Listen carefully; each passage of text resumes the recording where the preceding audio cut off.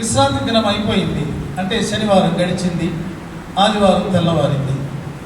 ఆ సమయంలో మగ్దలేని మరియా, యాకోబు తల్లి అయినటువంటి మరియా, సలోమి అని మార్కు సువార్తికుడు వ్రాశాడు. అయితే లూకా సువార్తలో మరొక పేరు యాడ్ చేయబడింది, యోహన్నా. 4 పేర్లు ఇక్కడ ఉన్నాయి, స్త్రీల పేర్లు. మగ్దలేని మరియా, అలాగే యాకోబు, యోసే అనేటటువంటి వారి తల్లి అయిన మరియా, సలోమి, యోహన్నా. మరి కొంతమంది స్త్రీలను కూడా వ్రాయబడి ఉంది, వాళ్ళెవరో మనకు తెలియదు. వీళ్ళందరూ కూడా ఆ ఉదయకాలముననే ఏం చేశారు అంటే, యేసు ప్రభు వారికి మరి పూయవల్లని సుగంధ ద్రవ్యములు కొని వారు సమాధి వైపు వెళ్తున్నారు. వారు వెళ్తూ అనుకుంటున్నారు, మరి సమాధి ముందు పెద్ద రాయి పెట్టారు కదా, అది ఎలాగా దాన్ని తొలగించి ఎవరు తొలగిస్తారు అని అనుకుంటూ వారు వెళ్తున్నారు. తీరా అక్కడికి వెళ్ళేటప్పటికీ ఆ యొక్క రాయి తొలగించబడి ఉంది. వారు ఆశ్చర్యంతో లోపలికి వెళ్ళేటప్పటికీ లోపల ఒక వ్యక్తి ఉన్నాడు. ఆ వ్యక్తి వీళ్ళు చూసి అంటున్నాడు, కలవరపడకండి, మీరు నజరేయుడైన యేసును వెతుకుతున్నారు, సిలువ వేయబడినటువంటి నజరేయుడైన యేసును వెతుకుతున్నారు, ఆయన ఇక్కడ లేడు, ఆయన లేచి ఉన్నాడు అని చెప్పారు. తర్వాత ఇంకొక మాట వారితో చెప్పారు, కాబట్టి మీరు ఏం చేయాలంటే, మీరు వెళ్ళి మరి శిష్యులకు చెప్పండి, యేసు ప్రభుని మీరు చూస్తారు, ఆయన లేచాడు అని చెప్పండి అని కూడా చెప్పడం జరిగింది. ఆ తర్వాత వాళ్ళు బయటికి వచ్చి వాళ్ళు మరి వారు పొందినటువంటి అనుభవంతాన్ని బట్టి విస్మయం పొంది వణుకుతూ సమాజ యుద్ధ నుంచి పారిపోయారు. ప్రియమైనటువంటి వాళ్ళ ఇది బ్రీఫ్గా ఇప్పుడు ఉన్నటువంటి హిస్టరీ. అయితే మరి ఈ వివరాలను మనము కొంత లోతుగా ధ్యానం చేద్దాం. వచ్చినటువంటి స్త్రీలందరూ కూడా ఎక్కడి వారు అని మనం ఆలోచన చేస్తే, వారు గలిలయ నుంచి వచ్చినటువంటి స్త్రీలు. ఇప్పుడు వాళ్ళు ఎక్కడున్నారు? యెరూషలేములో ఉన్నారు, అంటే యూదయ ప్రాంతంలో ఉన్నారు. గలిలయ అనేటటువంటిది ఉత్తర ప్రాంతంలో ఉన్నటువంటి రాష్ట్రం. తర్వాత మధ్యలో సమరయ అనే రాష్ట్రం, అడుగున క్రింద భాగాన యూదయ అనే రాష్ట్రం. యూదయాలో యెరూషలేము ఉంది. కాబట్టి ఇప్పుడు యేసు ప్రభును చూడడానికి వెళ్ళినటువంటి స్త్రీలందరూ కూడా గలిలయ నుంచి వచ్చినటువంటి స్త్రీలు. వీరు అసలు ఎవరు అని మనం ఆలోచన చేస్తే 15వ అధ్యాయంలో మనకు కనిపిస్తుంది. అక్కడ ఏమి రాయబడి ఉంది అంటే 41 వచనాలు మనం చదువుకుంటే, వారిలో చదవండి, 15వ అధ్యాయము 40-41. వారిలో మగ్దలేని మరియయు, చిన్న యాకోబు, యోసే అను వారు తల్లి అయిన మరియయు, సలోమియు ఉండేది. ఆయన గలిలయలో ఉన్నప్పుడు వీరు ఆయనను వెంబడించి ఆయనకు పరిచారం చేసిన వారు. వీరు కాక ఆయనతో యెరూషలేమునకు వచ్చిన ఇతర స్త్రీలు అనేకులను వారిలో ఉండేవి. వీళ్ళు ఎవరు అంటే, వీరు గలిలయకు చెందినటువంటి వారు. యేసు యొక్క పరిచర్యలో యేసుతో పాటు ఆయనకు ఉపచారం చేసినటువంటి వారుగా వాళ్ళు ఉంటూ ఉన్నారు. అంటే వారందరూ కూడా యేసు ప్రభు వారి యొక్క శిష్యులు అనమాట. యేసు ప్రభు వారికి 12 మంది శిష్యులను మనకు తెలుసు.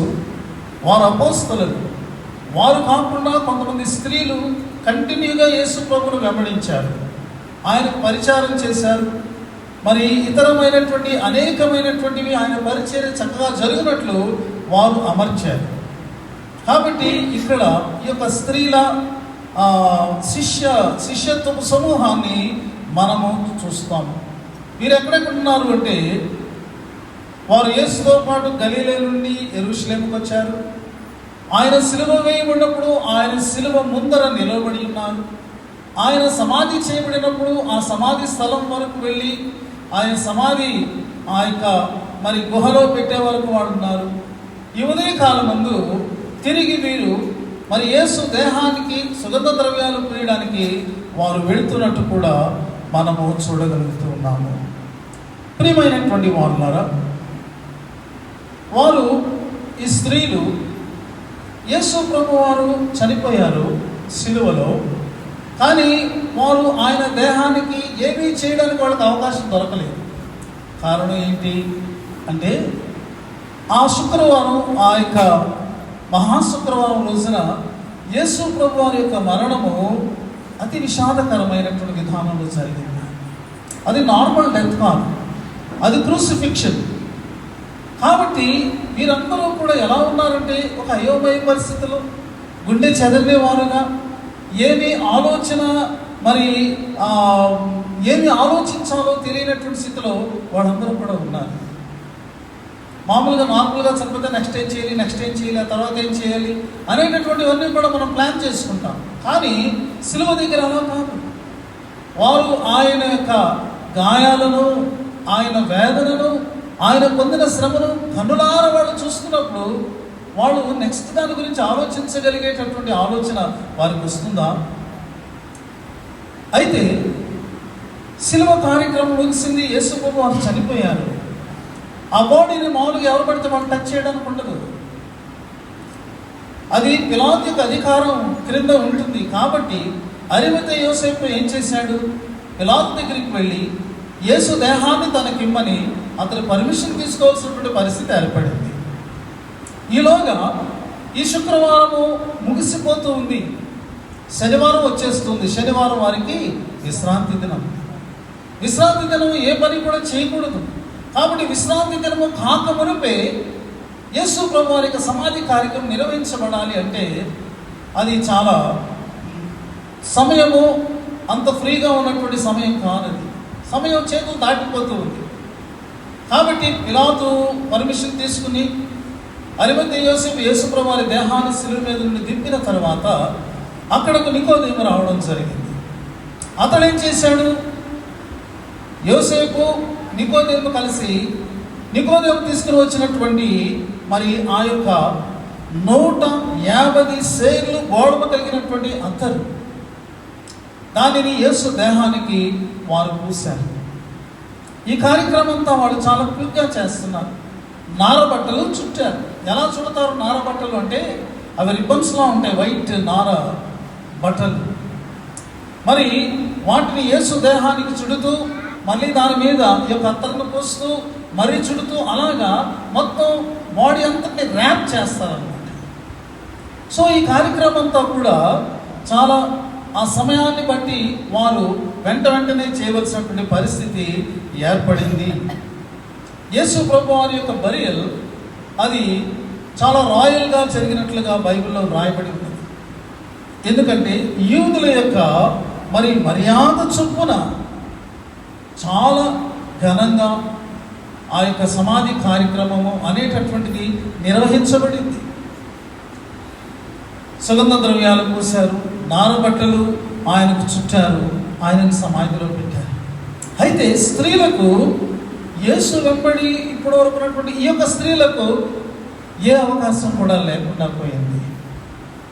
మరి ఆ శిలువ వేసినటువంటి ఆ తోట సమీపంలోనే ఈ అరిమతయి యోసేపు తన కొరకు తొలగించుకున్నటువంటి బంటలో తొలగించుకున్నటువంటి ఆ కొత్త సమాధి ఉంటే అందులో యేసు దేహాన్ని భద్రపరిచి దాని ముందు పెద్ద రాయిని దొరిలించి ఆ యొక్క ఆ గుహ ముందున్నటువంటి ఆ ద్వారాన్ని క్లోజ్ చేసి వెళ్ళడం జరిగింది.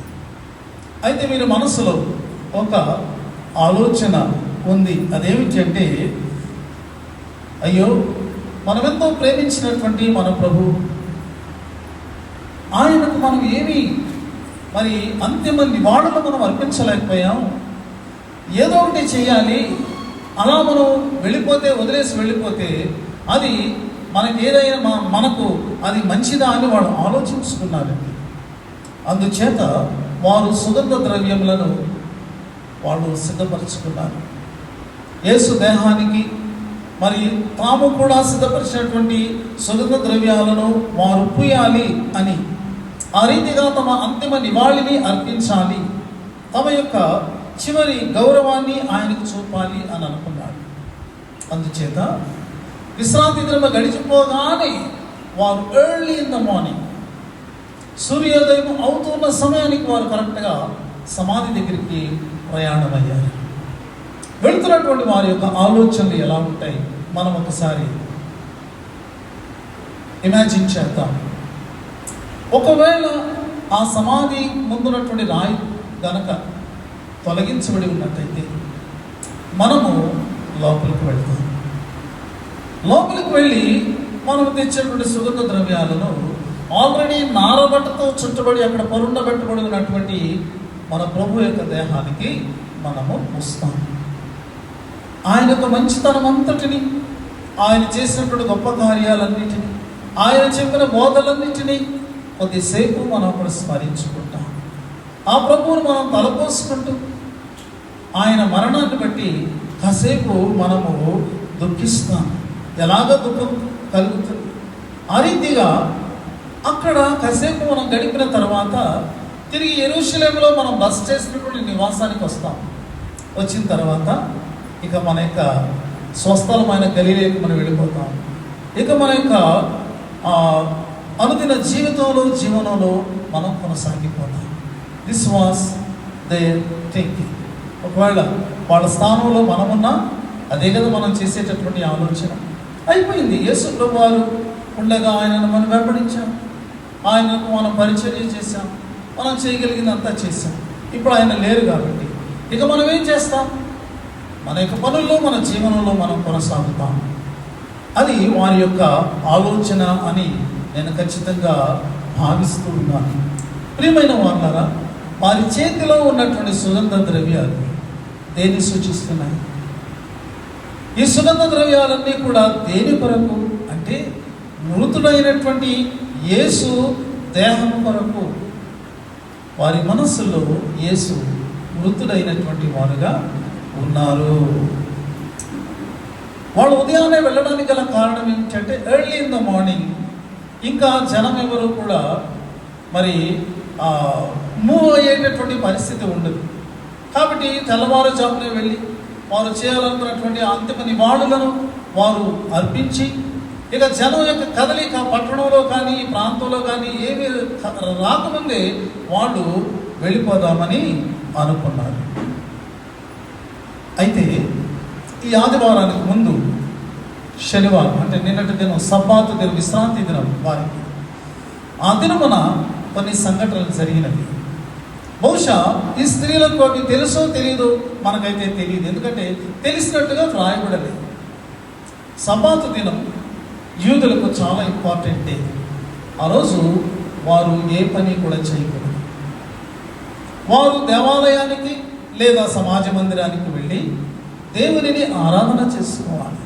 ఎందుకంటే వారికి ఆజ్ఞ ఇవ్వబడింది, విశ్రాంతి దినమును పరిశుద్ధముగా ఆచరించాలి.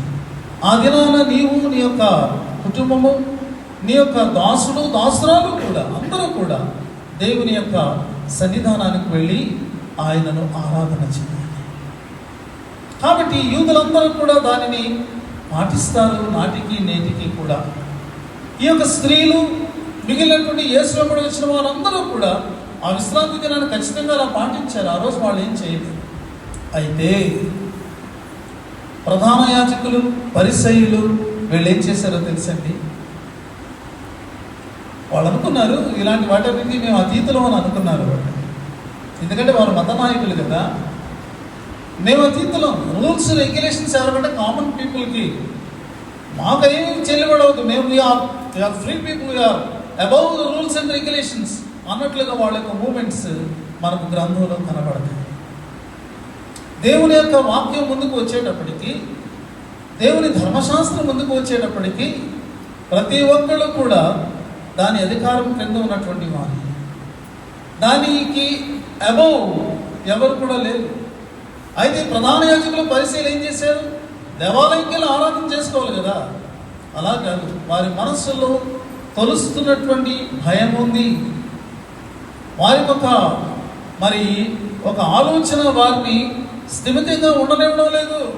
అందుచేత దేవాలయానికి వెళ్ళవలసినటువంటి వారు గిలాదు దగ్గరికి వెళ్ళారు. ఒక అన్యజనుడి యొక్క ప్రాంగణంలోనికి ప్రవేశిస్తే అపవిత్రులమవుతాం అనేటటువంటి భావం వాళ్ళకు ఉండింది. వాస్తవంగా అన్యజనుల ఇంటిలోనికి మామూలుగా వారు వెళ్ళరు. పిలాతు ఒక రోమీయుడు కాబట్టి అతను అన్యజనుడు.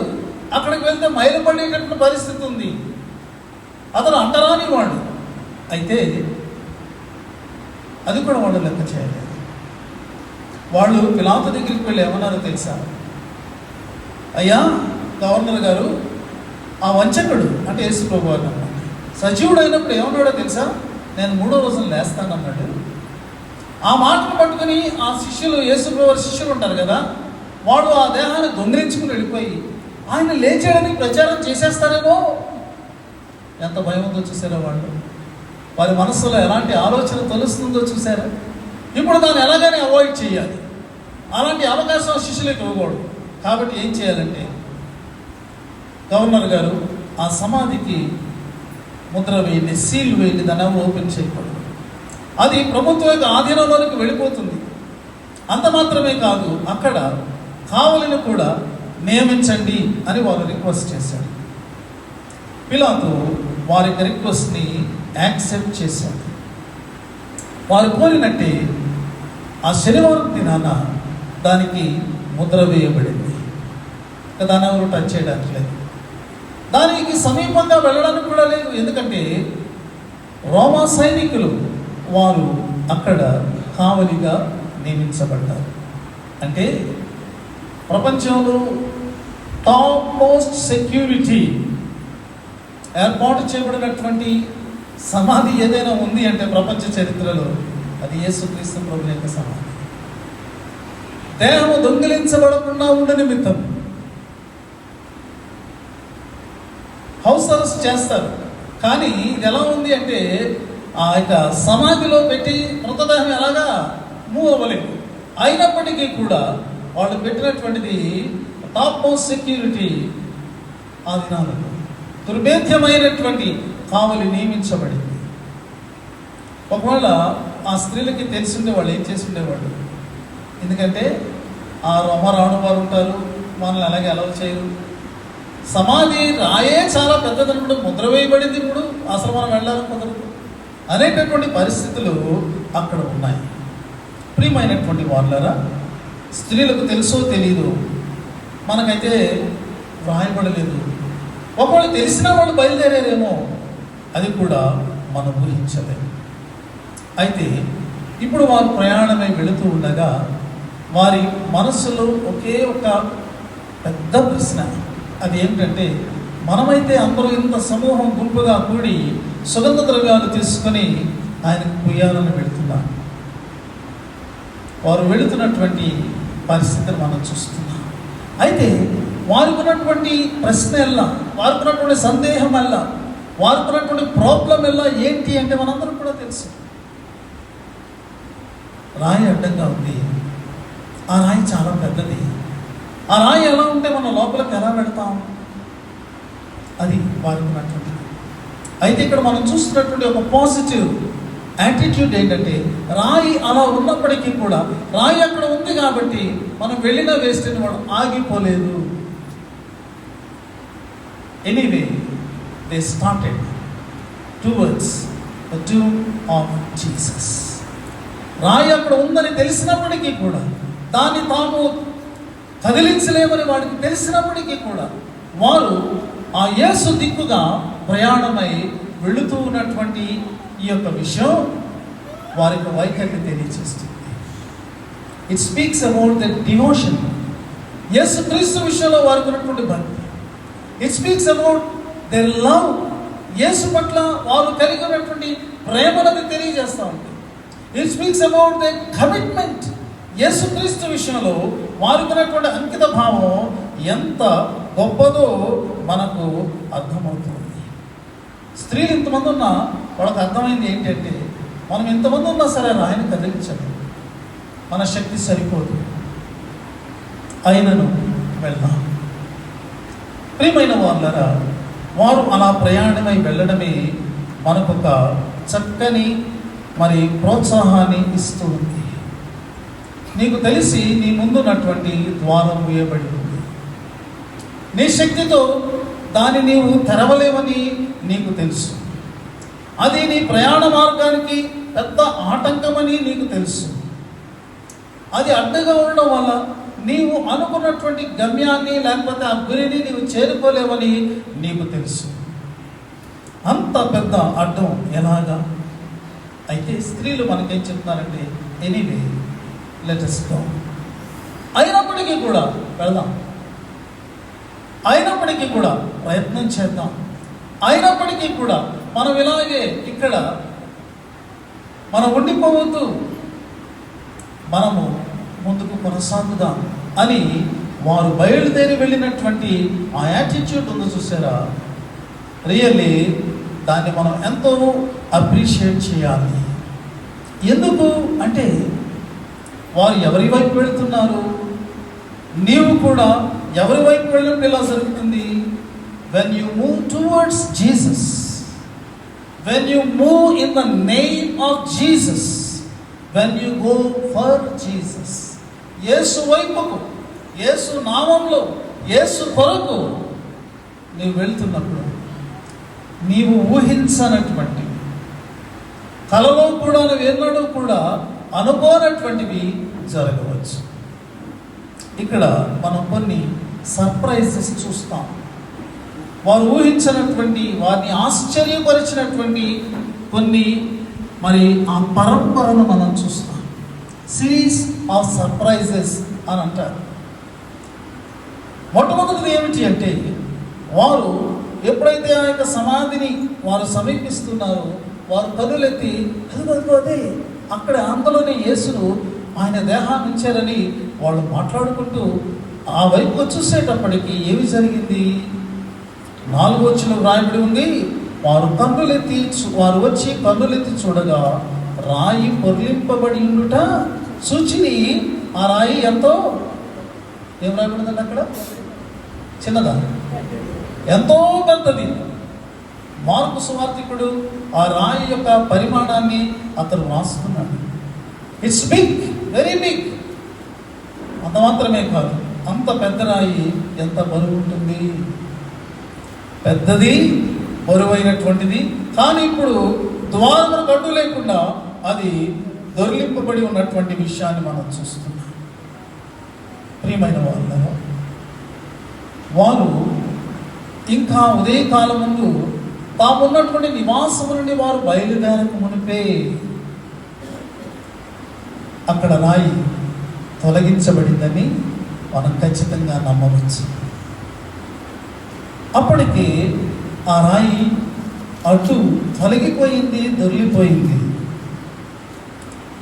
ఇంతవరకు వారు పడుతున్నటువంటి ఆందోళన, ఇంతవరకు వారు పడుతున్నటువంటి ఆ యొక్క చింత, ఇంతవరకు వారి మనస్సులో నిలిచినటువంటి ప్రశ్న, ఇంతవరకు వారి యొక్క మనస్సులో వారికి సందేహంగా ఉండినటువంటిది, అసలు వాళ్ళు అక్కడికి వెళ్ళిన తర్వాత ఎలాంటి ఫీలింగ్కి వాళ్ళు గురై ఉంటారంటే, అరే ఇంతవరకు మనం ఎందుకు చింతపడ్డాం, అసలు ఇంతవరకు మనం ఎందుకు డౌట్ పడ్డాం, ఇంతవరకు ఈ ప్రశ్న మనకు ఎందుకు మనలను అలాగే మరి అలా ఉంచేసింది, ఎందుకు ఈ యొక్క ఆందోళన? మనం వచ్చేటప్పటికి ఆల్రెడీ వీటన్నిటికీ కూడా సొల్యూషన్ అక్కడ ఆల్రెడీ ఉంటుంది. అది ఎప్పుడో సాల్వ్ అయిపోయి ఉంటే, సాల్వ్ అవనట్టు మనము ఇంకా దాని విషయంలో చింతపడుతూ ఉన్నాం అని అనుకుంటున్నాం. చూసారా, మనం కూడా చాలాసార్లు అలాగే అనుకుంటాం. ఇప్పుడు మన మనసులో ఉన్నటువంటి సందేహానికి ఆల్రెడీ పరిష్కారం జరిగిపోయింది, కానీ జరిగిందని మనకు తెలియదు కాబట్టి ఇప్పుడు ఇంకా సందేహపడుతున్నాం. ఆల్రెడీ మన ప్రశ్నకు జవాబు అక్కడ వచ్చేసింది, కానీ వచ్చిందని తెలియక ఇంకా ప్రశ్నతో మనం సతమతం అవుతూ ఉన్నాం. ఇంకా మనం అనవసరంగా ఆందోళన పడుతూ ఉన్నాం. కానీ తీరానికి వెళ్ళేటప్పటికీ అది సాల్వ్ అయిపోయినటువంటి స్థితిలో ఉండడం చూస్తే, ప్రియమైనటువంటి వాళ్ళారా, ఎంత ఆశ్చర్యకరం. నీకు సందేహాలున్నా, ప్రశ్నలున్నా సాగిపో. ఒకవేళ అది ఎప్పుడు అది సాల్వ్ అయిపోయి ఉండొచ్చు. అప్పుడు నీవు ఏం చేస్తావు? ఆశ్చర్యంతో సిగ్గుపడతా. ఆ స్త్రీలు అంతే కదా, అసలు ఎంతంత మాటలు మాట్లాడుకుని ఉంటారు వాళ్ళు వెళుతూ స్త్రీలు కదా.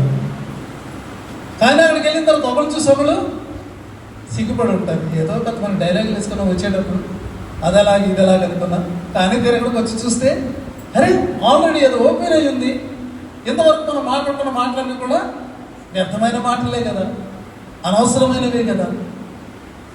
సంగమా, అనేక సార్లు మన సందేహాలు అర్థం లేనివేమో, మన ప్రశ్నలు అర్థం లేనివేమో, మన చింతకు ఆందోళనకు ఏ అర్థము లేదేమో, ఎందుకంటే ఆల్రెడీ అది సాల్వ్ అయిపోయింది.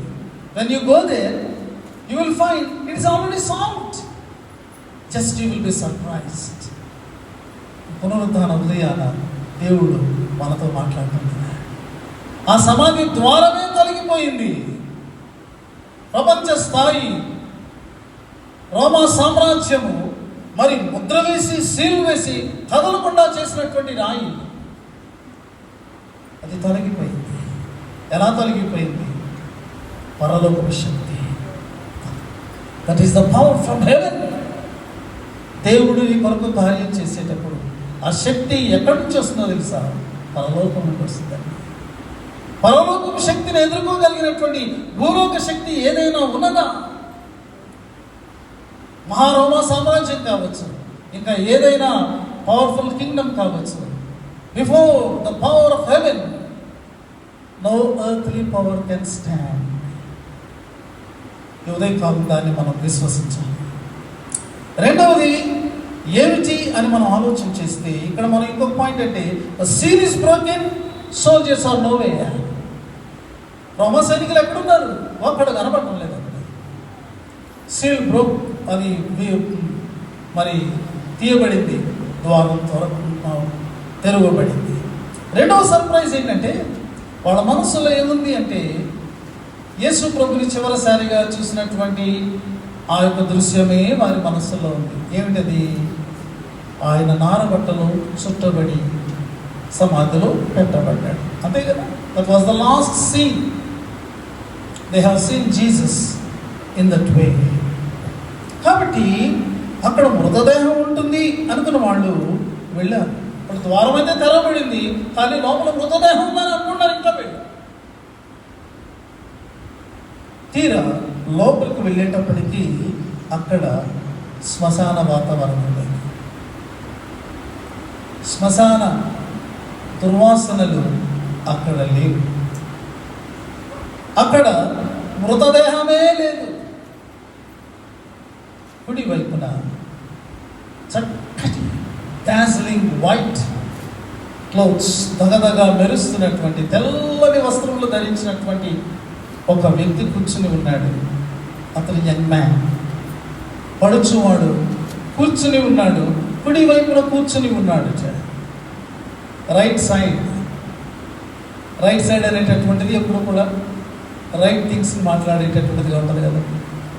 ఒక సరైనటువంటి భావాన్ని అందించిన నిమిత్తము అతడు సరైనటువంటి వైపు కూర్చున్నాడు అని ఇక్కడ వ్రాయబడి ఉన్నది. అక్కడ మరణం లేదు, మృతదేహం లేదు, కానీ జీవముతో ఉన్నటువంటి ఒక వ్యక్తి అక్కడ ఉన్నాడు. అక్కడ ఉన్నటువంటి వాతావరణం శ్మశాన వాతావరణం లేదు, కానీ పరలోకపు వాతావరణం అక్కడ ఉంది. ఎందుకంటే అక్కడ కూర్చున్నటువంటి వాడు పరలోకము నుండి దిగి వచ్చినటువంటి దేవుని దూత. అతడు అక్కడ ఎందుకున్నాడు? ఏదో ఆదమర్పుగా అతను ఏదో పని మీద వేరే పని మీద అక్కడుంటే ఏదో అనుకోకుండా వెళ్ళి చూసినటువంటి విధానం కాదు. The Angel was just waiting for these women. ఈ యొక్క స్త్రీల నిమిత్తమే అతడు అక్కడ వేచి ఉన్నట్లు మనం చూడగలం. దీన్ని చూసినప్పుడు వారు ఎంత కలవరపడ్డారు. It was a great confusion and also great surprise. నీ కొరకు నా కొరకు దేవుడు మనుషులను ఏర్పాటు చేస్తాడు, పరిస్థితులను ఏర్పాటు చేస్తాడు. నీవు వారిని ఎరిగి ఉండకపోవచ్చు, ఎప్పుడూ చూసి ఉండకపోవచ్చు, కానీ దేవుడు God will appoint his angels, his people for you. నీ కొరకు. ఎంత అద్భుతమైన విషయం. మన జీవితాన్ని ఒకసారి వెనుదిరిగి మనం చూసుకుంటాం. ఎన్నో సందర్భాలలో మనతో పరిచయం లేనటువంటి వారి వల్ల మనం మేలు పొందలేదా? సహాయం పొందలేదా? అక్కడ ఏదో అనుకోకుండా జరిగింది అని మనం అనుకోవచ్చు. కాదు కాదు కాదు. నీవు దేవుని బిడ్డవు కాబట్టి, దేవుని దృష్టిలో ఆయన నిన్ను విలువైనటువంటి దానిగా, విలువైనటువంటి వారిగా ఎంచుకుంటున్నాడు కాబట్టి దేవుడు నీ కొరకు అక్కడ వారిని అపాయింట్ చేశాడు. ఇక ముందు కూడా అపాయింట్ చేస్తాడు. వీరు ఎవరు? యేసుకు చెందినవారు, యేసు భక్తులు, యేసును వెంబడించే ఆయన శిష్యులు. యేసు అంటే వారికి ఎంత ఇష్టమో వారు తమ సమస్తాన్ని విడిచి యేసును వెంబడిస్తున్నటువంటి వారి విషయంలో యేసు యొక్క దృక్పథం ఎంత గొప్పగా ఉంటుంది మనం ఆలోచించాల్సిన అవసరం ఉంది. ఉదయకాలం సంతోషకరమైన విషయం ఏంటంటే, God will appoint his angels, all his people for you. Take this message. ఈ సందేశాన్ని నీవు పట్టుకో, ఇది నీ సొంతం చేసుకో, దీనితో నీవు లోకంలోనికి వెళ్ళు. మూడవ సర్ప్రైజ్ ఏంటంటే, ఇక్కడ ఉన్నటువంటి వాడు ఒక గుడ్ న్యూస్ చెప్తున్నాడు. Good news. This is not just good news, it is going to be the great news and the greatest news ever one can hear. ఒక వ్యక్తి ఎన్నడైనా వినగలిగినటువంటి ఏదైనా అతి గొప్ప సందేశం ఉంది అంటే ఇదే ద గ్రేటెస్ట్ మెసేజ్. అది ఏమిటి? ప్రియమైనటువంటి వాళ్ళను, ఇది మన విశ్వాసానికి చాలా బలమైనటువంటి స్పష్టమైనటువంటి ఎవిడెన్స్ అండి. Very strong evidence, very clear evidence. శుక్రవారం ఏం జరిగింది? ఇదే స్త్రీల్లో కొంతమంది సిలువ దగ్గర నుంచి యేసు ప్రభు వారి బాడీ క్యారీ చేయబడుతుంటే అరిమత్తయి యోసేపు నికోదేము తీసుకుని వస్తుంటే వారి వెనకాలే వచ్చారు. లోపలికి ఆ యొక్క దేహాన్ని తీసుకుని వెళ్ళి ఆ లోపల ఆ దేహాన్ని పెడుతుంటే వాళ్ళు తొంగి చూశారు. ఆ సమాధి ముందే ఉన్నారు. ఆ తర్వాత రాయి దొర్లించినప్పుడు కూడా వాళ్ళు అక్కడే ఉన్నారు. ఈ కార్యక్రమం అంతా ముగిసే వరకు కూడా వారు కన్నులారా చూస్తూ ఉన్నారు. They were the I witnesses of the burial of lord Jesus Christ. చూశారు, ఎక్కడ పెట్టారో చూశారు.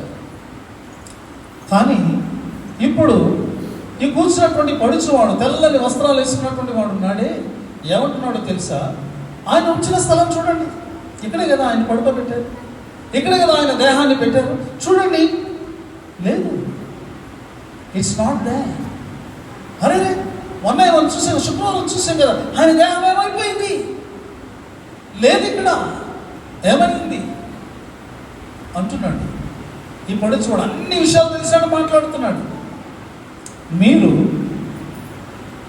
యేసును వెతుకుతున్నారు. ఎక్కడ యేసు? చాలామంది యేసుని పేరు కలిగిన కూడా ఆ కాలంలో ఉన్నారు, తెలుసా మీకు? యేసు అనేటటువంటిది ఒక కామన్ నేమ్.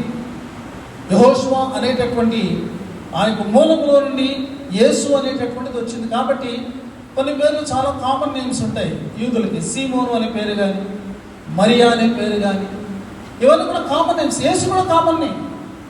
అంచేత చాలా క్లియర్గా ఏమన్నా తెలుసా? నజరేయుడైన యేసు అని అంటున్నాడు. కొంతమంది క్రైస్తవ విశ్వాసాన్ని, బైబిల్ విమర్శించే వాళ్ళు ఏమంటారంటే, ఏ యేసు? కొంతమంది యేసులు ఉన్నారు, ఏ యేసు అని అనేవాళ్ళు ఉన్నారు. వాళ్ళు ఒకసారి గ్రంథాన్ని కరెక్ట్గా చెబితే అర్థమవుతుంది. Jesus of Nazareth, we believe in Jesus of Nazareth. నజరేయుడైన యేసు. అప్పుడు తాగిపోలే, సిలువ వేయబడినటువంటి నజరేయుడైన యేసును మీరు వెతుకుతున్నారు. ఎంత డీటెయిల్గా ఎతనగల తెలుసు మనం చెప్పలేదే. ఇదే ఫస్ట్ టైం మనం కలుసుకోవడం. అన్నీ తెలిసినట్టు మాట్లాడుతున్నాడు. వాడు ఆశ్చర్యం. దేవుని యొక్క కార్యాలు ఎలా ఉంటాయో చెప్పమంటారా? మన బాధ, మన కష్టం, మన అవసరత, మన స్ట్రగుల్, మన వెతుకులాట ఎవరికి తెలియదని మనం అనుకుంటాం కదండి. కానీ క్లియర్గా తెలిసినప్పుడు మన దేవుడు ఉన్నాడు. ఆయన మన కొరకు మరి ఏర్పాటు చేసినటువంటి విధానాల్లో ఎలా ఉంటుందంటే క్లారిటీ, క్లారిటీ, క్లారిటీ. అవును, మేము మా ప్రభువుని వెతుకుతున్నాం. ఆయన పేరు యేసు, ఆయన నజరేయుడు, ఆయన సిలువ. చూడండి, ఆయన ఇక్కడ లేడు. ఎందుకంటే ఆయన లేచి ఉన్నాడు. He is risen. హల్లెలూయా. ఆయన లేచాడు కాబట్టి ఇదిగో ఇక్కడ లేడు. The greatest news. ఎప్పుడైనా ఎవరైనా మరణం నుంచి తిరిగి లేచారని మానవ చరిత్రలో ఎప్పుడైనా మనం విన్నామా?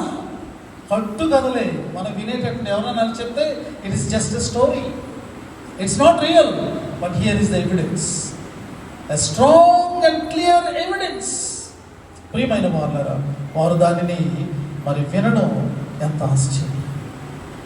ఆదివారం అరుణోదయాన ఆనందకరమైన సందేశం వాళ్ళు విన్నారు. ఈ ఉదయాన మనం కూడా దానిని వింటున్నాం. ఈ సందేశం మన కొరకే.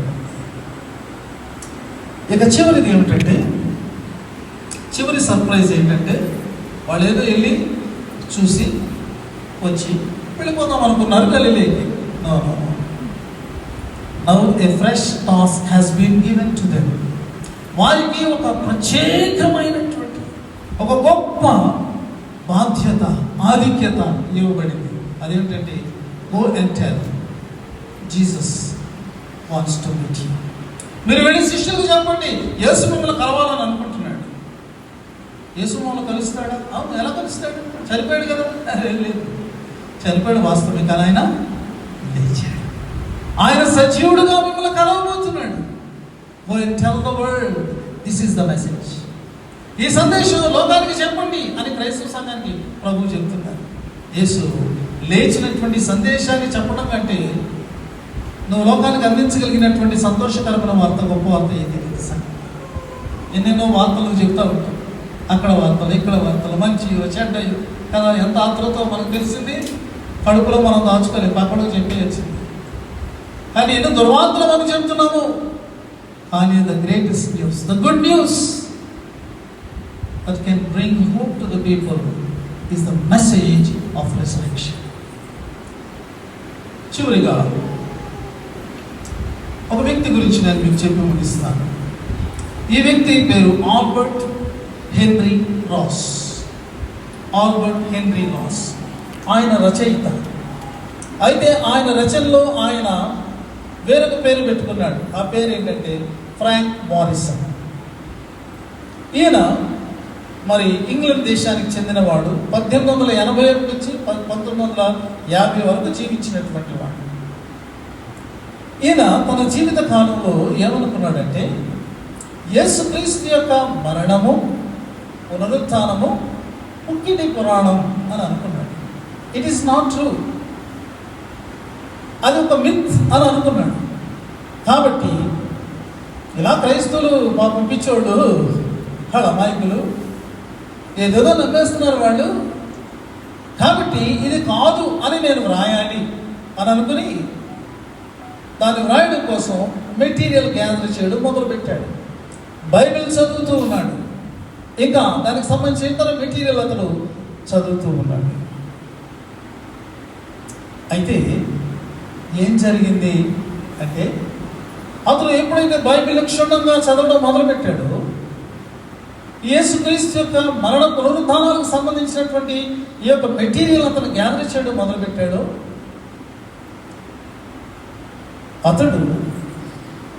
అతని హృదయంలో గొప్ప మార్పు కలిగింది.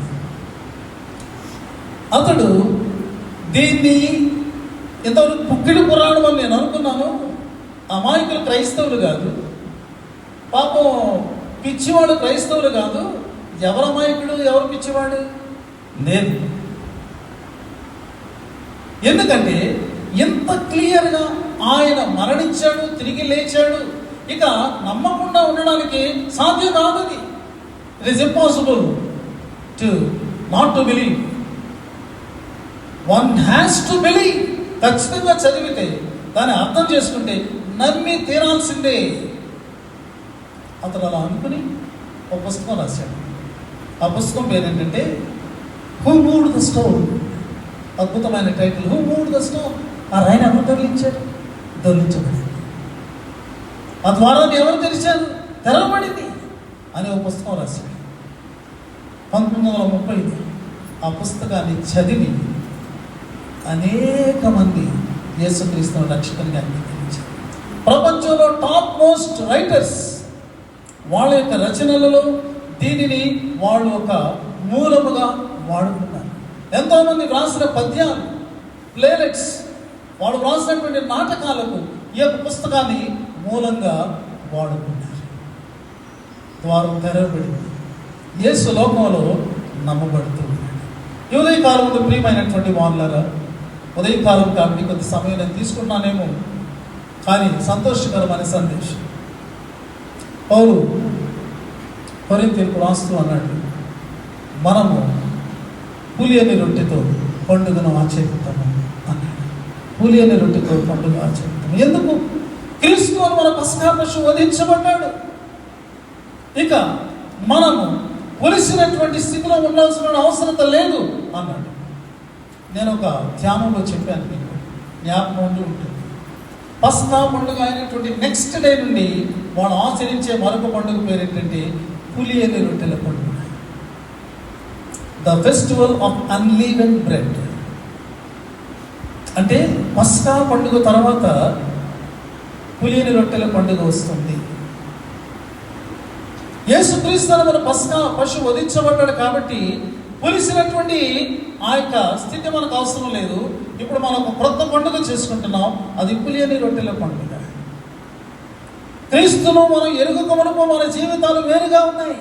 అది ప్రాచీన స్వభావం, అది పాత స్వభావం, అది పాప స్వభావం. ఇప్పుడు ఆయన వధించబడ్డాడు కదా, మన జీవితాల్లో నూతన పండుగ లాంటి ఆ యొక్క స్థితి మనలోనికి వచ్చింది. ఏం రాస్తాడంటే పౌలు, పాతదైన పులిపిండి ఇంకా మీలో ఉండకూడదు. పాతదైన పులిపిండి ఏమిటంటే దుర్మార్గత, దుష్టత్వము. 1 కొరింథీ 5:6-8 ఈ మాటలు వ్రాయబడి ఉంటాయి. కాబట్టి మీలో ఆ యొక్క పాత పులిపిండిని మీరు తీసివేసి పులియని రొట్టెలాగా మీ జీవితం మారాలి. మీ జీవితం నిష్కాపట్యముతో, సత్యముతో నిండి ఉండాలి. యేసు ప్రభువు మరణించి తిరిగి లేచాడు. మన జీవితాలు గుడ్ ఫ్రైడేకి ముందున్నటువంటి జీవితాల్లాగే ఉంటే, లేకపోతే లెంట్కు ముందున్నటువంటి జీవితాల్లాగే ఉంటే అది ఆచరణ. మారిపోతే అది మన జీవితాల్లో నిజమైనటువంటి పండుగ. కపటము లేనటువంటి స్థితి, సత్యమును మరి అనుసరించే స్థితి మన జీవితంలో అధికం కావాలి. So let us celebrate the festival. Let us celebrate the festival of resurrection by removing the leaven. ఆ యొక్క పులిసిన స్థితిలో నుండి మనం దాన్ని తొలగించుకొని మనము పులి అనేటువంటి దానిని మన జీవితంలోనికి మనము రిసీవ్ చేసుకోవాలి. కాబట్టి ఈ యొక్క పునరుద్ధాన పండుగ అటువంటి స్థితిని మనందరిలో అనుగ్రహించాలి కోరుకుంటూ మన ముందు కొనసాగిపోవడం. పరిశుద్ధాత్మ మన వినికిడి వాక్యాన్ని ఫలింపచేయగా. ఆమేన్.